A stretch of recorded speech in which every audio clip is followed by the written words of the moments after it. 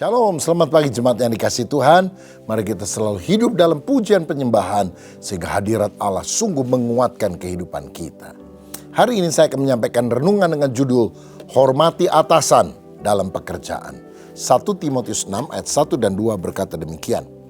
Semua orang yang menanggung beban perbudakan hendaknya menganggap Tuhan mereka layak mendapat segala penghormatan agar nama Allah dan ajaran kita jangan dihujat orang. Jika Tuhan mereka seorang percaya, janganlah ia kurang disegani karena bersaudara dalam Kristus, melainkan hendaklah ia dilayani mereka dengan lebih baik lagi. Karena Tuhan yang menerima berkat pelayanan mereka ialah saudara yang percaya dan yang kekasih. Amin. Saudara, dalam bagian kitab ini, Rasul Paulus membahas tentang hubungan antara budak dan tuan mereka dalam masyarakat Romawi. Pada zaman itu perbudakan dalam kekaisaran Romawi adalah hal yang umum dan resmi. Sekitar setengah dari populasi Romawi terdiri dari para budak.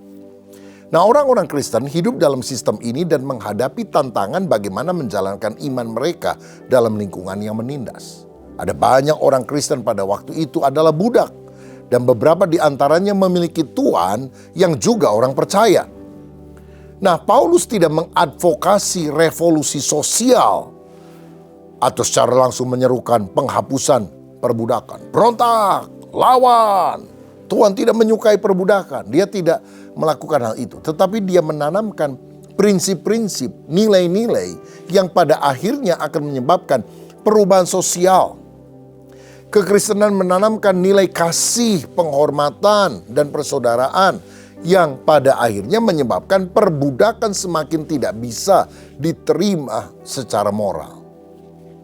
Nah, ayat 1 tadi berkata semua orang yang menanggung beban perbudakan. Ini merujuk kepada para budak yang menjadi bagian dari jemaat Kristen. Dalam konteks sosial saat itu, mereka tidak memiliki hak dan harus tunduk mutlak kepada tuannya. Paulus berkata, jika kamu adalah budak, hendaknya kamu menganggap tuanmu itu layak menerima segala penghormatan. Paulus tidak membenarkan perbudakan, tapi dia menekankan bahwa seorang budak Kristen harus tetap menunjukkan sikap hormat kepada tuannya. Ini bukan karena status sosialnya, tetapi agar kesaksian Kristen tidak dicemarkan. Agar nama Allah dan ajaran kita jangan dihujat orang, ujarnya. Tujuan utama Paulus adalah menjaga nama baik Allah dan Injil. Jika budak Kristen memberontak atau bertindak tidak hormat, orang-orang non-Kristen bisa menganggap ajaran Kristen sebagai sesuatu yang menyebabkan kekacauan dalam masyarakat dan kemudian mereka akan menghentikan kekristenan yang baru saja bertumbuh pada waktu itu. Justru Paulus ingin agar orang-orang melihat betapa indah dan manisnya perilaku orang-orang yang beriman kepada Kristus. Jadi kita melihat pentingnya kesaksian Kristen. Budak Kristen harus hidup dengan cara yang mencerminkan karakter Kristus agar Injil dapat diterima dengan lebih baik di tengah masyarakat. Ayat 2 berkata jika tuannya seorang percaya. Nah, beberapa orang Kristen yang memiliki budak juga adalah pengikut Kristus. Dalam situasi ini ada kemungkinan budak merasa bahwa mereka sejajar dengan tuannya di dalam Kristus dan menggunakan ini sebagai alasan untuk mengurangi penghormatan. Ini hati-hati loh saudara. Ada orang mentang-mentang bosnya itu Kristen, satu gereja lagi. Waduh, dia suka malas-malasan. Oh, datangnya telat, suka bolos, dikit-dikit izin. Mau kemana? Mau doa dulu. Mau kemana? Mau komsel dulu, mau pelayanan dulu. Prestasi tidak ada, saudara. Nah, kadang-kadang bosnya juga segan. Aduh, dia kan minta izinnya itu karena pelayanan. Loh, kalau yang lagi kerja ya kerja. Kalau pulang kerja ya baru pelayanan. Karena kita harus tertib di dalam kehidupan. Jangan menjadikan alasan untuk sesuatu yang kita kait-kaitkan dengan iman. Karena iman dalam pekerjaan harus nyata di dalam kinerja yang baik. Hasil yang bagus.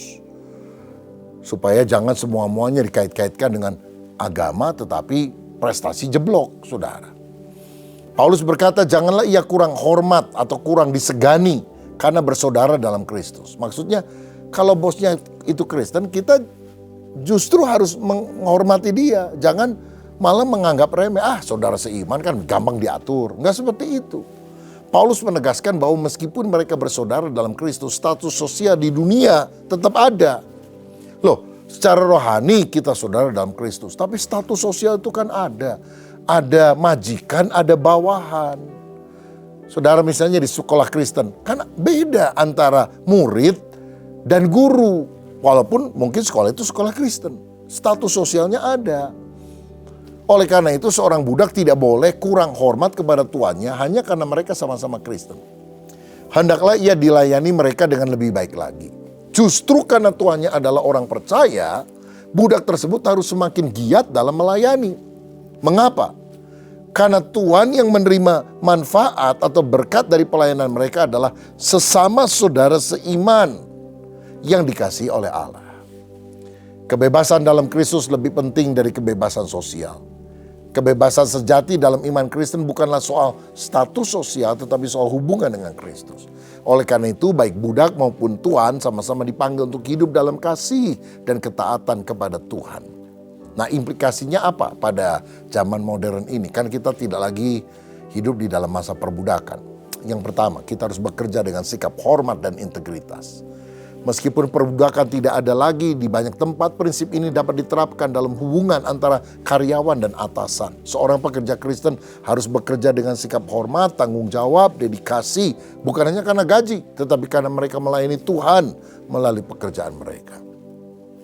Kedua, hindari sikap meremehkan otoritas.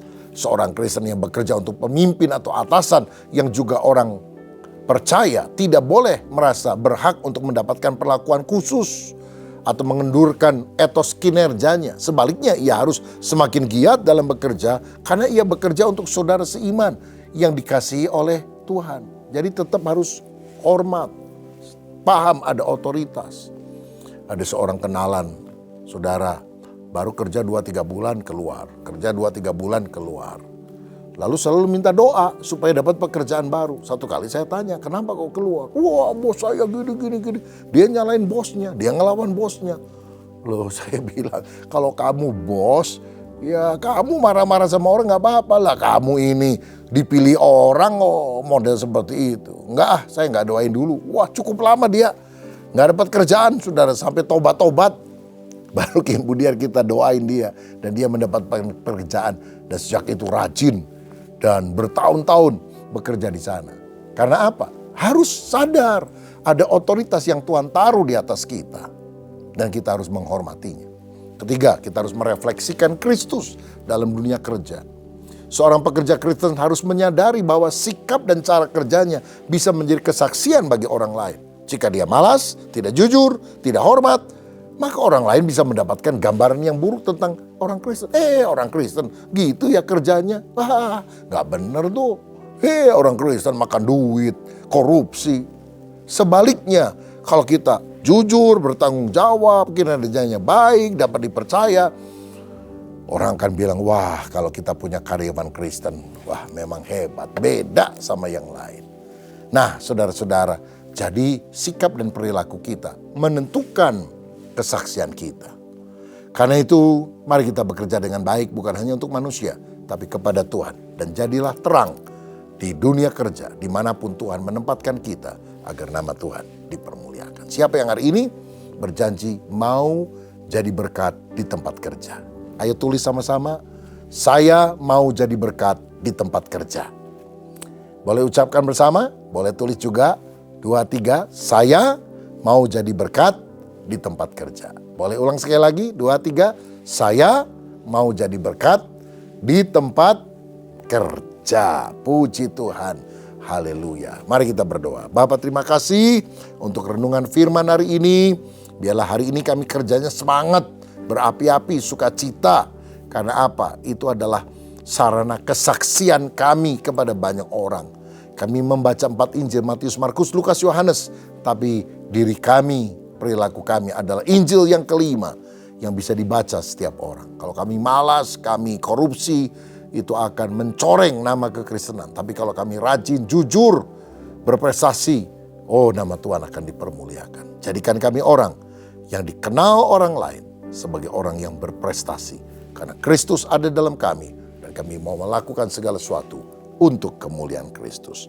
Berkat atas kami dalam nama Bapa, Putra, dan Roh Kudus, dalam nama Tuhan Yesus Kristus. Amin.